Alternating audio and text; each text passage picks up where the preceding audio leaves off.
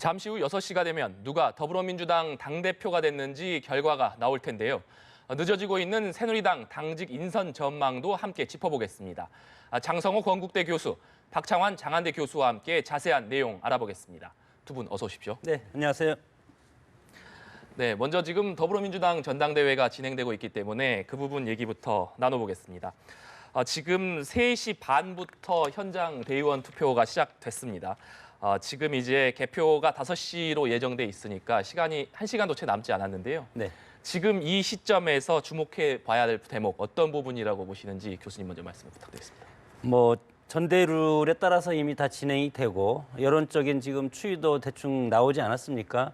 그러나 이제 마지막 전당 대의원 투표가 45%의 비중을 차지하고 있기 때문에 마지막에 문재인 대표의 마음이 어디에 가 있냐, 이것을 각 후보 진영에서는 각각 자신들한테 유리한 그런 홍보 전략을 지금 치열하게 펴고 있을 것이 아닌가. 그래서 저는 박빙으로 1, 2위 표차가 날 가능성이 상당히 많다고 보는데, 그렇게 봤을 때 앞으로 1시간 동안 이 투표, 이것으로서 대표가 누가 되냐, 이것이 결정이 되리라고 봅니다. 네, 지금 현장 화면이 지금 나가고 있는데요. 지금 현장 투표가 한창 진행인 모습을 보실 수 있습니다. 박 교수님, 지금 장 교수님께서도 말씀하셨지만 지금 대의원 투표 지금 진행되고 있는데 문재인 대표도 방금 투표를 오늘 하고 이제 봉하마을로 내려간다고 하는데 그 현장에 와 있는 모습 볼 수 있었거든요. 어떤 점을 지금 좀 주목해서 봐야 될까요? 많은 언론에서 주목하는 점이 이제 그 권리당원 부분입니다. 특히 이제 이 권리당원 중에서도 온라인 당원들을 주목하는 신문 기사들이 참 많더라고요. 지역위원장 선거에서 현역이 아니라 비현역들이 대거 지역위원장에, 그것도 친문 세력들이 주로 지역위원장에 당선되다 보니까 이게 현장 투표 외에 이 온라인 당원들의 이 투표가 이 결과를 뒤집는, 그래서 지역위원장들의 변수가 등장했던 걸 분석을 하면서 오늘 투표에 있어서도 이미 이제 온라인 투표는 끝났지만 이 온라인 당원들, 온라인 권리 당원들이 누구를 선택하느냐가 참 중요할 거다, 이런 분석이 많은 것 같아요. 근데 이제 지역위원장 선거는 지역 단위로 치러지다 보니까 이 온라인 당원 투표가 어떤 쏠림 현상에 의해서 결정적인 영향력을 가질 수 있었지만 지금 온라인 당원, 권리 당원이 한 3만 5천 명 정도 예상이 되고 있거든요. 예측이 되는데 호남의 이 권리 당원이 8만 명입니다. 그렇게 본다 그러면은 이 온라인 당원의 투표율이 높고 또 결집도가 높다 하더라도 호남에서의 그 권리 당원의 이 비주류, 그러니까 소위 비문 세력이 조금 더 많은 걸 감안한다면 결과적으로는 1, 2위 간의 격차가 어떤 누구에게 특별하게 몰표가 가는 것이 아니라 격차가 좀 좁은 결과가 나오지 않겠느냐가 좀 일반적인 분석이고요. 그리고 또 하나 주목할 점이 전략적 투표입니다. 그러니까 이제 온라인 당원들이 어느 한쪽으로 쏠림 현상이 일어날 거다, 이런 분석이 나니까, 그렇다면은 이 권리 당원들이 지난번 1차 예선에서도 송영길 후보가 사실 이런 그 전략적 투표 때문에 탈락하지 않았습니까? 이런 그 전략적 투표가 오늘 대의원 45%에 해당하는 이 대의원들이 어떤 전략적 투표를 하느냐에 따라서 표가 더 벌어질 수도 있고 좁아질 수도 있고, 그러다 보니까 이제 오늘 3명의 후보가 다 한 명 한 명이 대의원들에게 전화해서 다 설득하고 만나고 좀 이런 일들이 벌어졌는데, 전반적으로 지금까지 그 더민주의 이번 전당대회가 재미는 없었습니다. 흥행에는 실패했는데 그러다 보니까 이 경쟁력이 올망졸망한 거예요. 그래서 좀 치열한 면은 좀 더 있는 것 같습니다. 네. 지금 오늘 이제 전대 현장에서 보면 김상곤 후보 같은 경우에는 혁신, 그리고 이종걸 후보 같은 경우에는 패권 타파, 추미애 후보 같은 경우에는 DJ 정신을 내세웠습니다. 이 세 후보가 내세운 이 방향이 조금씩은 좀 차이가 있는 것 같은데 그 배경은 좀 어떻게 봐야 될까요? 선거라는 것이 자기를 이기고 상대방을 떨어뜨리기 위한 목적이 있지 않습니까? 그러기 위해서는 자신이 가장 큰 장점이 무엇이냐, 이것을 유권자들, 소위 유권자들한테 이제 어필할 수밖에 없는 것인데, 추미애 의원은 마찬가지로 지금 문재인 대표가 가장 필요한 것이 사실은 호남 세력 아닙니까? 호남세가 지금 상당히 국민의당으로 가 있기 때문에 나중에 통합의 국면에 가서는 호남이 절대적으로 필요하고 호남의 지지세가 강한 분이 누구냐, 이렇게 봤을 때 추미애 의원은 과거에 김대중 대통령과 같이 정치를 했던 분으로서 어떻게 보면 호남 출신은 아니지만 동교동계와 가장 가까이 할 수 있는 후보다. 이런 것을 유권자한테 어필해서 호남의 8만 표라는 권리당원의 표심을 움직일 수 있는 것 같고 실질적으로 이것이 효력이 있다고 봅니다. 그리고 김상곤 후보 같은 경우는 야권의 선명성에서 가장 부각되는 그런 측면이 강하고 강점이 강한 후보다. 그리고 직전에 또 혁신위원장을 하지 않았습니까? 그때 당시에 10만 명의 권리당원, 온라인 당원을 모집을 해서 이것이 김상곤 후보 측으로 갈 가능성이 상당히 많은 이런 발판을 마련해 왔기 때문에 마찬가지로 이분은 호남 출신이고 그래서 지역적으로는 가장 유리한 부분이 있고 그리고 앞으로 야당이 갈 선명성 그리고 어떤 예를 들어서 개혁성 이런 걸 봤을 때는 김상곤 후보가 상당히 앞서 있지 않나. 그리고 이제 세 번째 이종걸 후보도 마찬가지죠. 비주류의 대표성. 문재인도 아니고 그리고 다른 사람도 아니다. 결국은 더민주가 집권하기 위해서는 외연 확장, 중도인 이종걸 후보가 돼야 된다. 이것이 이제 자신의 가장 큰 장점이기 때문에 세 후보 다 명분이 있는 지금 호소를 하고 있는 겁니다. 네, 새 후보가 내세우는 이 중점적인 부분에 대해서 말씀해 주셨는데 이 질문은 두 분 교수님께 다 여쭤봐야 될 것 같습니다. 지금 이제 개표가 얼마 남지 않았지만 지금 누가 과연 당대표가 당선될 것이냐 이런 관측들이 많이 나오고 있지 않습니까? 지금 이제 추미애 후보가 가장 앞서고 있다는 관측이 나오고 있는데 물론 앞서 컷오프에서도 송영길 후보가 2강으로 꼽혔지만 컷오프한 사례가 있듯이 쉽게 예측할 수 없는 부분이긴 합니다만 교수님께서는 지금 좀 어떻게 결과를 좀 전망하십니까? 네. 저는 추미애 대세론이라고 이제 그동안에 쭉 언론에서 분석을 해왔는데 큰 변화는 없을 것 같습니다. 왜냐하면 이 막판에 네거티브가 되게 심했거든요. 근데 네거티브가 가동된다라고 하는 것은 더 이상 구도가 변하지 않는다라고 하는 걸 의미를 한 겁니다. 그러니까 구도가 변하지 않으니까 네거티브를 마지막에 이제 작동을 할 수밖에 없는 상황이 된 거고요. 그런 측면에서 추미애 대세론에 커다란 변화는 없을 거다. 다만 아까 말씀드렸다시피 이 소위 온라인 권리당원들의 김상곤 후보 쪽으로의 또 쏠림 현상 또는 이런 부분들이 이제 전략적 오늘 이제 대의원들의 투표에 영향을 미쳐서 표 차이가 그렇게 크지는 않겠지만 그럼에도 불구하고 추미애 대세론이 꺾이는 분위기는 현재까지는 없는 것 같습니다. 그래서 저는 좀 추미애 쪽 후보가 오늘 좀 되지 않을까 이렇게 조심스럽게 예측을 해봅니다. 네, 박 교수님께서는 추미애 대세론에 변화가 없을 것이다 이렇게 말씀하셨는데 장 교수님께서는 어떻게 보십니까? 이제 전당대회를 하다 보면 각 지역위원장들이 같이 대의원들과 버스로 이동을 하는 경우가 상당히 많은데 거기에서 결정을 합니다. 대개 현장에 가서 결정도 하겠지만 대부분은 그 지역위원장한테 우리 위원장님 오늘 우리는 누구를 찍어야 됩니까? 우리 지역은 이렇게 해서 대충 누구로 하시죠. 위원장이 얘기하는 것이 아니고 사무국장이 얘기를 하죠.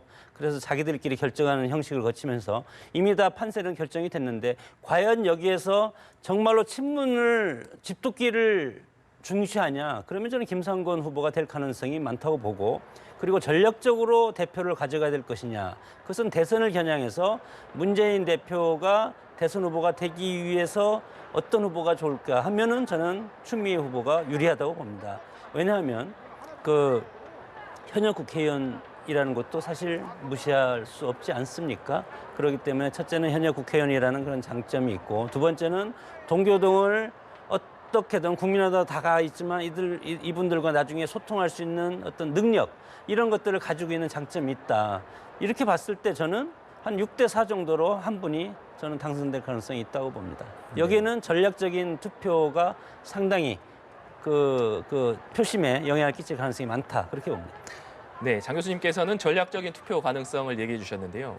방금 버스에서 결정을 하신다 이런 말씀도 하셨는데 어쨌든 앞서서 봤듯이 컷오프 사례에서 볼 수 있듯이 결과는 쉽게 예단할 수 없는 부분이니까요. 그렇다면 지금 이 추미애 대세론이 나오고 있는 상황에서 막판 변수로 작용할 만한 변수가 있다면 요소가 있다면 뭐라고 볼 수 있을까요?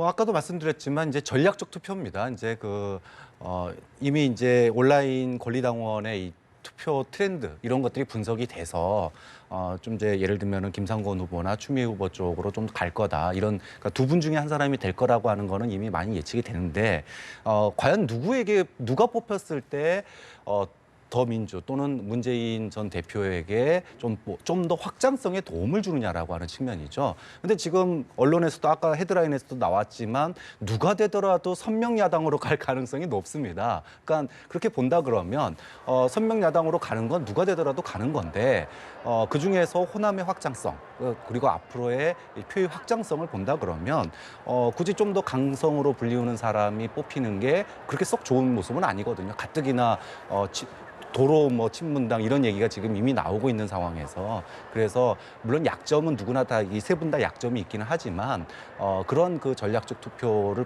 본다면은 저는 그런 게 이제 조금 더 추미애 후보 쪽에 무게를 주는 거 아니겠냐 이런 분석을 하는 거죠. 네, 전략적 투표 얘기를 해주셨는데 지금 방금 얘기하셨듯이 이제 세 명의 후보 중 누가 되더라도 야당이 조금 더 선명성을 띌 것이다 이런 말씀을 하셨는데 장 교수님, 네. 이 김상곤, 이종걸, 추미애 후보 이 당선 이후에 누가 되든지 간에 이 당의 앞으로의 역학관계 어떻게 변한다고 볼 수 있을까요? 선명성이 저는 함정이 될 수도 있다고 봅니다. 물론 내년 대선을 앞두고 있기 때문에 정부 여당을 강하게 압박하는 대표가 나올 수밖에 없는 것이 현실이고 그러나 정부 여당을 강하게 압박할 수 있는 것이 무엇이 있을까? 여기에 예를 들어서 안보 문제가 끼어들 가능성이 상당히 많은데 사드 문제라든가 이런 것들을 선명성의 무기로 들이댄다면 결국은 이것이 더민주에 큰 재앙이 될 가능성이 상당히 많다. 오히려 새누리당이 이 덫을 놓고 이것을 기다리고 있는 형국이 지금 아닐까 저는 생각이 드는데 그런 차원에서 당대표가 돼서 정말로 당대표가 된 그 기분에 야당의 선명성 기체를 하고 정부 여당을 강하게 압박하고 어떤 큰 디자인 없는 대권 플랜과 관련된 디자인 없는 과거의 야당의 거리의 투쟁처럼 그런 투쟁적인 모습, 방식을 국민들한테 보여준다면 오히려 그것이 더민주의 수권 정당이 국민들한테 보여주는 것이 아니고 오히려 수권 정당에 가까이 갈 수 없는 그런 패착이 될 가능성이 상당히 많다고 봅니다. 네, 선명성이 오히려 함정이 될 수 있다 이런 얘기를 해주셨는데요. 이제 이 새로운 지도부가 출범을 하게 되면 퇴임하게 되는 김종인 대표가 오늘 이제 그 전당대회 현장에서 낡은 정당의 문화를 버리고 민의를 수용하는 새로운 정당으로 변모를 해야 집권의 길로 갈 수 있다 이런 얘기를 했습니다. 그 방금 장 교수님이 해주신 말씀과도 연관지어서 볼 수 있을 것 같은데요. 지금 이제 세 명의 후보 중 누가 되더라도 좌클릭적인 행보, 선명성 행보를 보이면서 김종인 대표 시절에 보였던 중도적인 노선이 약간 좌측으로 이동할 것이다 이런 전망이 나오는데 교수님께서는 좀 어떻게 보십니까? 저는 이제 디테일의 문제라고 생각해요. 그러니까 특히 아무리 이제 뭐 사드 같은 경우에는 조금 예외지만 국민들에게 선명하게 보이려고 그러면은 민생 문제에 있어서 정책을 내놔야 됩니다. 그러니까 지금 국회 개원하고 나서 몇 달이 됐지만 뭐라 그럴까요? 이렇다 할 뭐 협상력이라든지 또는 국회를 주도하는 모습이라든지 또는 국민들에게 피부에 와닿는 정책이라든지 이런 면에서 아직까지 뭐랄까요? 이 3당 체제 하에서 리딩하는 모습을 그렇게 보여주지 못하고 있거든요. 그러니까 이제 선명하다라고 하는 것을 이념에서의 선명성으로 볼 거냐, 아니면은 민생에서의 선명성으로 볼 거냐. 지금 아까 이제 여권과 청와대가 사드라고 하는 이 어떤 덫을 놓고 있다라고 그랬는데 그 덫을 잘 피해가면서 자신만의 주도권 덫을 놔야 되거든요. 그러려면은 민생에서의 선명성, 즉 정책 가지고 승부를 해야 되는데 그런 점에서 저는 국회에서 앞으로 어떤 정책을 가지고 국회를 끌어가는 모습을 보여주느냐가 사실 이 선명성의 핵심 내용이지 이념을 가지고 뭐 정책 좌냐 우냐 보수냐 진보냐 가지고 만 어떤 선명성 경쟁을 한다 그러면 이게 결코 그 더민주에게 도움이 되지는 않을 것 같습니다. 네, 우리 정당 정치가 이제 뭐 우리 정당뿐만 아니라 세계의 정당 추세가 중도 실용주의 정당화되기 때문에 보수화된다고 봅니다. 과거처럼 뭐 민주 대 반민주라든가 그런 선명성보다는 민생을 주고 그리고 사회적 약자를 어느 쪽에서 더 유리하게 판단하고 사회적 약자로서 일을 하는 정당을 만드냐 그런 걸로 해볼 때는 미국의 공화당과 민주당이 우리의 어떤 어떻게 보면 모범적인 정당 케이스가 저는 된다고 보는데 미국 정당 둘 다 보수당 아닙니까? 공화당, 민주당 차이가 있는 것은 예를 들어서 총기 문제, 또 낙태 문제 이런 특정한 사안에 대해서 민주당과 공화당이 틀리듯이 우리 정당도 물론 연고주의에 따른 지역 패권 정당 구도가 있지만 이것을 뛰어넘는 새로운 아젠다를 더민주가 먼저 치고 나갈 필요가 있다. 그렇게 봤을 때 복지라는 문제는 이미 여야가 공유하고 있다고 봅니다. 그래서 새로운 당대표가 출범을 하면 복지 담론을 뛰어넘고 그리고 중도 실용주의 시대에 맞는 정당의 새로운 패러다임, 아젠다 이런 것을 제시를 해야 되는데 그것은 새로운 당대표가 선명성 경쟁을 치고 나오기보다도 서민과 국민을 위한 새로운 우리 국민들이 먹고 살 미래의 어떤 그런 가치 그런 것을 제시하는 것이 훨씬 중요하다고 봅니다. 네, 그 이념의 문제뿐만이 아니라 정책과 아젠다를 제시해야 될 새로운 지도부의 어떤 그 임무라든지 행보에 대해서도 말씀을 해주셨는데 이 새로운 지도부에서 중요한 임무 중에 하나가 또 대선 관리 아니겠습니까? 이제 내년 12월 대선을 앞두고 있기 때문에 이 대선 관리가 새로운 지도부의 중요한 임무라고 볼 수 있는데 이 당대표가 누가 되느냐에 따라서 또 이 대선 후보 레이스에도 영향을 줄 수밖에 없을 것으로 보이거든요. 박 교수님 좀 어떻게 보십니까? 지금 이제 비주류로 분류되는 이종걸 후보가 오늘 당대표가 되지 않는 이상 사실 뭐 친문 정당이다 또는 친노 정당이다 이런 얘기를 들을 수밖에 없는 상황이 됩니다. 그렇다면은 과연 이제 그러니까 소위 문재인 전 대표를 제외한 나머지 후보들, 특히나 손학규 전 대표라든지 고문이라든지 이런 분들은 소위 그 원심력, 그러니까 제3지대의 어떤 쪽으로 옮겨가지 않을까 이런 전망들이 지금 많은 상황이거든요. 또 특히나 뭐 지금 잠룡으로 분류되고 있죠. 박원순 시장이나 또는 특히 안희정 지사 같은 경우에 이런 분들이 사실 나올 가능성도 조금은 이제 좀 줄어드는 면이 되는 거거든요. 특히 이제 추미애 후보가 나온다면 추미애 후보가 당선된다면 더 그렇겠죠. 근데 이제 문제는요. 누가 되더라도 지금 현재 더민주의 이 당원 구성이라든지 그다음에 지지 현황들을 보면 문재인 전 대표를 넘어설 수 있는 인물이 나오기가 상당히 어려운 구조입니다. 지금 그렇기 때문에 누가 되더라도 문재인을 넘어서는 어떤 새로운 판을 짜거나 또는 새로운 구도를 만들거나 이러기는 좀 쉽지 않을 거다. 그런 측면에서 추미애 후보가 되든 뭐 김상곤 후보든 약간의 그런 확장성이라든지 또는 후보들을 더 끌어다니는 흡입력, 다른 경쟁 후보들을 끌어다니는 흡입력에 있어서 경도의 차이 정도일 뿐이지 대선 관리라고 하는 측면에 있어서 그렇게 큰 어떤 변수로 또는 영향력을 발휘할 정도로 과연 이 소위 문재인 중심의 정당에서 할 수 있겠느냐 그런 측면에서는 좀 한계가 있다라고 봅니다. 대선 주자로서 문재인 전 대표를 넘어서는 당을 만들기 쉽지 않을 것이다 이런 말씀을 해주셨는데 그와 연관지어서 이종걸 대표가 오히려 이런 문재인 당이 되는 게 문재인 전 대표에게는 좋지 않을 것이다 이런 얘기를 하고 있거든요. 그 부분은 좀 어떻게 보십니까? 이종걸 후보가 말하는 것은 뭐 당연한 상식적인 얘기입니다. 이미 과거에도 박근혜 대통령 후보가 쭉 오랫동안 떠 있지 않습니까? 국민들은 실증이 나고 그 전에는 이회창 후보도 마찬가지였고 문재인 전 대표 지금 사실은 지난 대선 때 대선 후보였고 이번에 또 계속 차기 대선 후보로 또 있기 때문에 그리고 더민주를 생각하면 문재인 차기 대통령 후보 이렇게 하는 것이 상당히 큰 리스크가 있는 부분이고 이것을 더민주가 극복을 해야 되는데 지금 시간이 없습니다. 이미 대선판은 저는 짜여졌다고 봅니다. 오히려 새누리당의 유동성이 상당히 커졌다. 친박이 당권을 잡았지만 그러나 앞으로 비박계에서 상당히 저항할 가능성이 상당히 많고 오히려 더민주가 야권이 막 요동을 쳐야 되는데 더민주가 오히려 대권 주자가 이미 상정이 돼 있다고 국민들이 판단을 하기 때문에 이번에 선출되는 당대표는 대선 앞두고 야권 연대라든가 후보 단일화를 누가 더 잘할 수 있는 어떤 테크닉을 가지고 있냐. 이런 것이 상당히 저는 중요하다고 봅니다. 원래 이번 당대표는 대권 주자를 만들어서 본선에 내보내는 역할을 하는 건데 그래서 대선 후보로 결정되면 그분 위주로 당이 운영되지 않습니까? 그러나 이번 더민주의 지금 상황은 그게 아니고 당대표가 소위 말하는 제3지대, 국민의당이나 제3지대 후보들과 마지막에 어떻게 하면 극적인 야권 단일화를 이루어서 시너지 효과를 이루고 새누리당의 50%를 뛰어넘는 그런 어떤 정치적 이벤트를 벌일 수 있냐. 그것이 저는 테크닉이라고 보는데 그런 것에 가장 큰 저는 강점이 있지. 그렇게 봤을 때는 이것이 오히려 문재인 차기 혹시 후보가 될지라도 이것이 가장 큰 위험스러운 부분이라고 봅니다.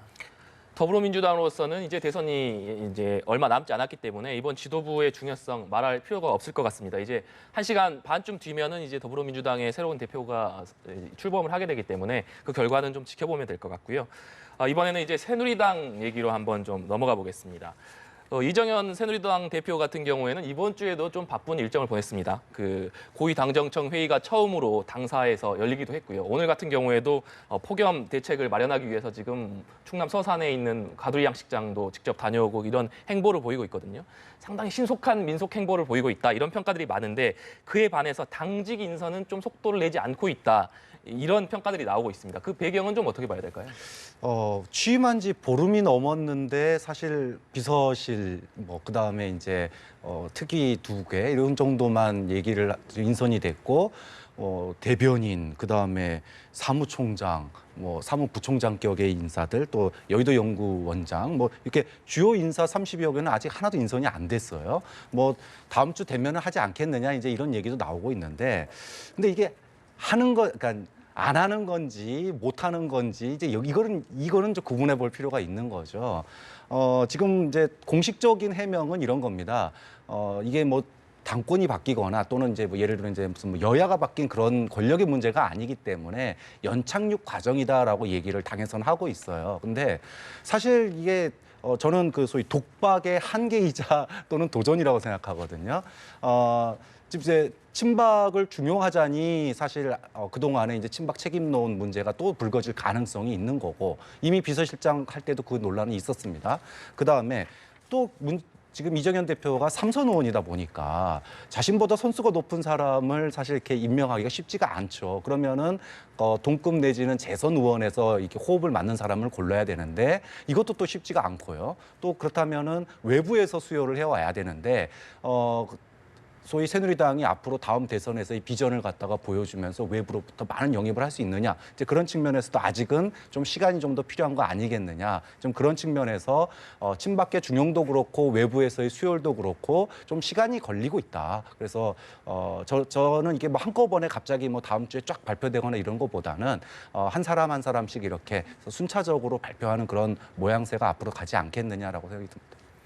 네, 말씀하신 대로 이정현 대표 같은 경우에는 3선이기 때문에 아무래도 이제 그 재선급에서 찾아야 되는 그런 어려움이 좀 있을 것 같은데요. 그에 더해서 탕평 인사, 본인이 청와대에도 가서도 얘기했던 탕평 인사를 해야 되는 부담도 있을 것 같고 그에 더해서 원외 당협위원장들을 적극적으로 활용하겠다 이런 방침을 밝혔거든요. 그러니까 네. 당직의 원외들을 주로 기용하겠다 이런 방침을 밝혔는데 그 초반에는 굉장히 빨리 진행될 것으로 예상이 됐지만 아직까지 점점 이 속도가 나지 않으면서 이번 주, 그러니까 다음 주죠. 다음 주 중에는 나지 않겠느냐 이런 관측들이 나오고 있는데 교수님께서는 어떻게 전망하십니까?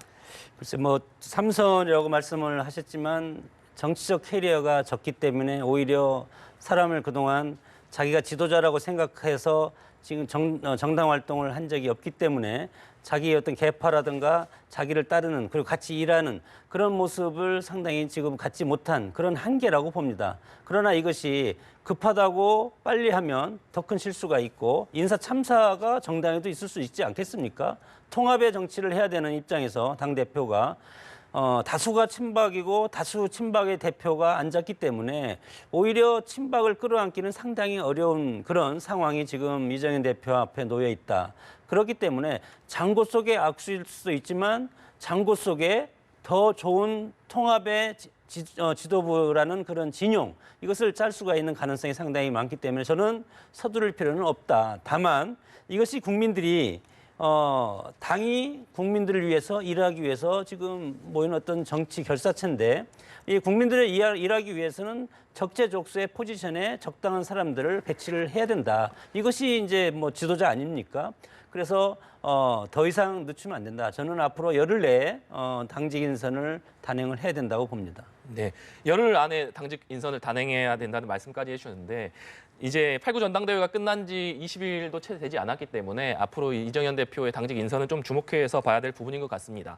또 이번 주말에 눈여겨볼 부분이 대권 주자들의 움직임입니다. 특히 뭐 지금 문재인 전 대표, 그다음에 안철수 전 대표, 그리고 여기다가 손학규 전 민주당 상임 고문까지 해서 여러 대권 주자들이 지금 이번 주말에 분주한 움직임을 보이고 있거든요. 그래서 대권 주자들의 움직임을 좀 짚어보고 싶은데 먼저 문재인 전 대표 같은 경우는 앞서도 말씀을 드렸지만 오늘 전당대회에서 표를 행사한 이후에 봉화마을로 내려가서 이제 노무현 전 대통령 탄생 70주년 음악회에 참석을 합니다. 이 자리에는 이해찬 전 총리도 참석할 것으로 알려져 있는데 이 문재인 전 대표가 이 만남에서 이 만남을 어떤 행보로 좀 해석을 해야 될까요?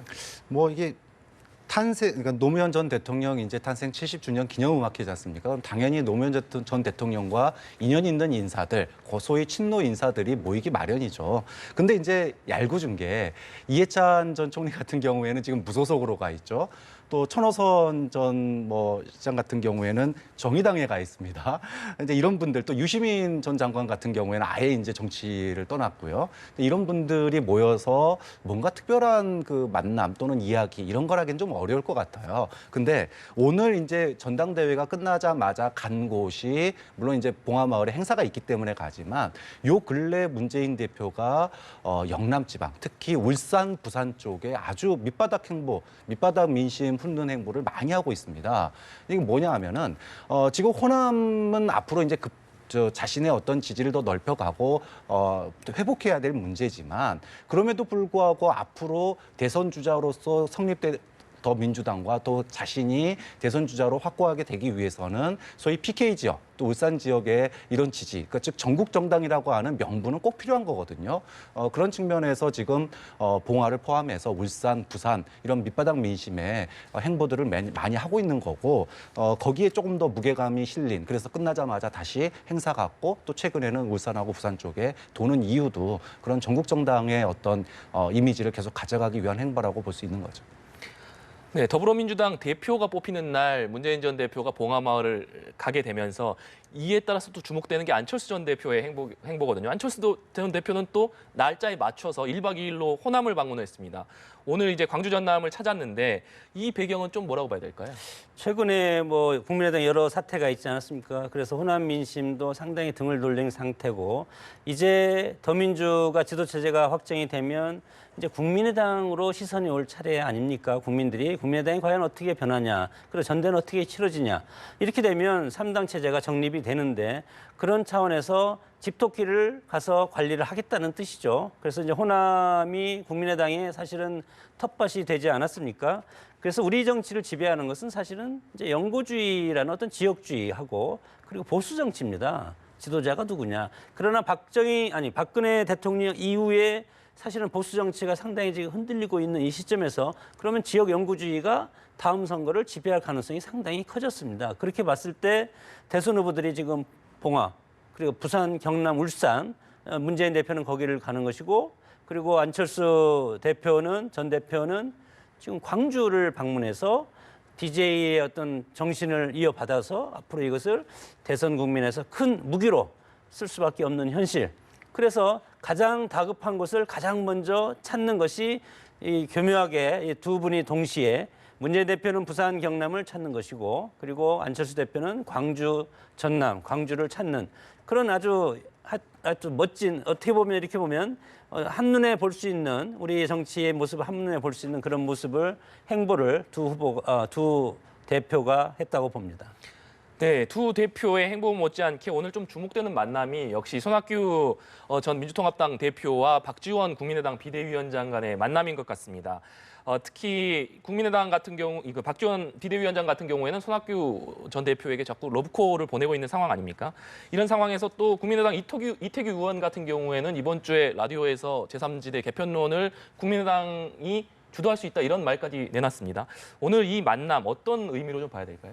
손학규 전 고문이 이제 곧 정치권으로 컴백할 거다 이 얘기가 이제 그동안에 몇 달 동안 나왔었습니다. 근데 이제 오늘 드디어 박지원 비대위원장을 만나는데 저는 오늘 만남이 이제 제3지대론이 앞으로 가시화되는 출발점이 될 거다. 근데 제3지대가 나오긴 나올 텐데 여기에 주도권을 누가 지느냐입니다. 특히 제3당으로 있는 국민의당이 기득권을 가지고 이거를 주도할 거냐 아니면은 기득권 내려놓고 n분의 1로 참여할 거냐. 사실 기득권을 내려놓고 n분의 1로 참여한다 그러면은 안철수 전 대표의 기득권도 없어지는 거고요. 여기에 다양한 사람들을 불러 모으기 위해서는 기득권 내려놔야 되는 거거든요. 근데 손 전 고문이 만약에 국민의당에 합류를 하게 된다면 제3지대 논의에 있어서 국민의당이 좀 더 기득권을 가지고 또는 주도하는 이런 모습들을 가지게 될 거고요. 오늘 만남 결과 소위 그 손 전 고문이 입당을 하지 않는다든지 아니면은 그냥 앞으로 넓은 의미의 제3지대를 한다 이런 협의 정도로 끝난다 그러면 국민의당이 결단을 내려야 되는 거죠. 자신들의 기득권을 내려놓고 새롭게 더 소위 전진하기 위해서 일보 후퇴를 할 건지 이런 부분들이 결단이 필요한 부분이 이제 나올 텐데 이제 그런 점에서 오늘 손학규 전 고문하고 박지원 비대위원장의 만남이 제3지대 야당의 앞으로 다음 대선까지 가는 길목에 있어서 좀 하나의 분수령이 되지 않겠느냐 이렇게 보고 있습니다. 네, 결국 더불어민주당의 그 새로운 대표 선출 못지않게 이 야권의 제3지대 개편론이 앞으로 어떻게 진행되느냐, 이 전국에서 폭발력을 가질 수 있느냐 없느냐, 그리고 손학규 전 대표의 행보는 어떻게 되느냐 여러 가지 부분들에 대해서 좀 지켜볼 대목인 것 같습니다. 지금까지 장성호 건국대 교수, 박창환 장한대 교수와 함께 얘기 나눠봤습니다. 오늘 말씀 감사합니다.